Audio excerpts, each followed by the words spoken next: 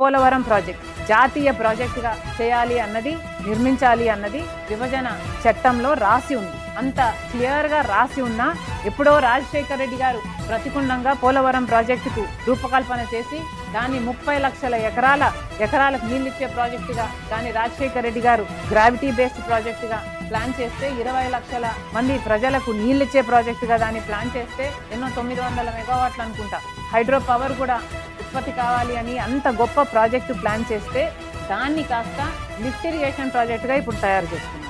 ఎవరైనా మాట్లాడుతున్నారా? ఏ ఎంపీ అయినా మాట్లాడుతున్నారా?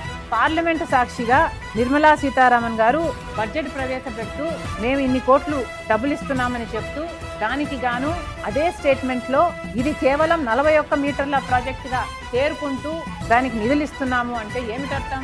అంటే ఇది ఒరిజినల్గా రూపొందించిన 45 మీటర్ల ప్రాజెక్టుగా మేము చేయడానికి ఇష్టపడటం లేదు, మీరు 41 మీటర్లకే దీని వాటర్ స్టోరేజ్ కెపాసిటీని తగ్గించుకోకపోతే ఈ నిధులు రావు అన్నట్టు వాళ్ళు చెప్తుంటే ఒక్క ఎంపీ నోరు విప్పలేదు.